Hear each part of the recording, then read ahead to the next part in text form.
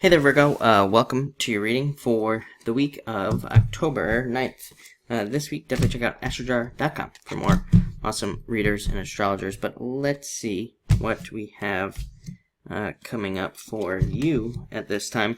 Maybe, definitely a very thoughtful week, mental week for you, it seems like. I feel like I said that to you last week or something. But yeah, you have like all the brain cards showing up here, so a lot of thinking. You have the Three of Diamonds. Be careful of paperwork. I think one other sign has had this card this week as well.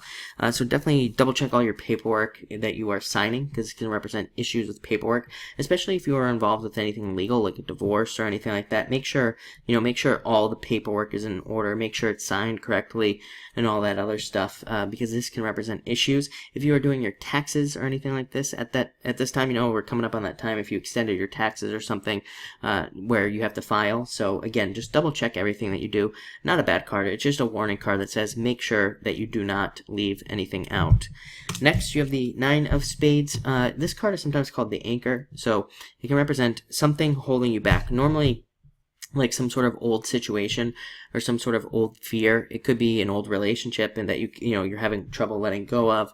Could be, again, it could just be a fear and things like that. And this card asks you to move past those fears if you are one of those people that has that.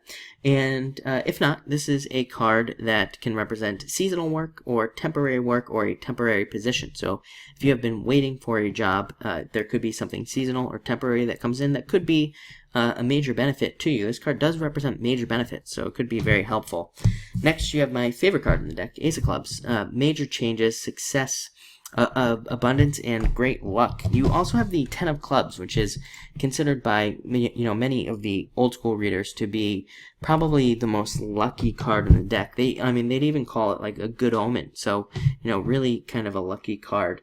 This card can also just represent interests as well, working on an interest, working on something you're interested in, or putting time into passions as well.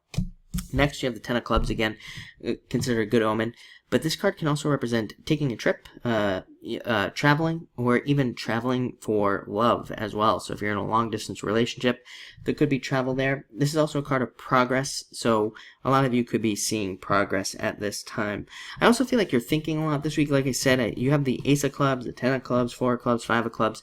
These are, clubs cards represent like creation, creativity, but they also represent the brain and like thinking and processing information and trying to come up with ideas. It's a great card for experimentation, great card for trying new things. Sometimes I think like Pluto and Capricorn, like we have right now, is a great time for being a detective and looking for extra information, new information, trying to study new things, trying to learn new things, and also trying to gain like secret knowledge or something along those lines.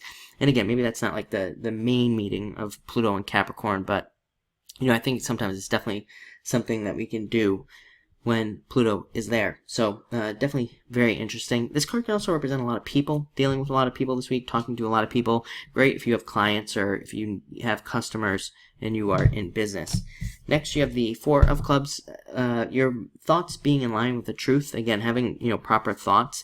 I would say this card also asks us. This card asks us to dig deeper. It asks us to look into situations. This is a card of blind acceptance. It says do not accept things at face value and be very careful of what people, accepting just what people say to you. It's a great card to make sure that you have all the details, that you know the truth about things as well.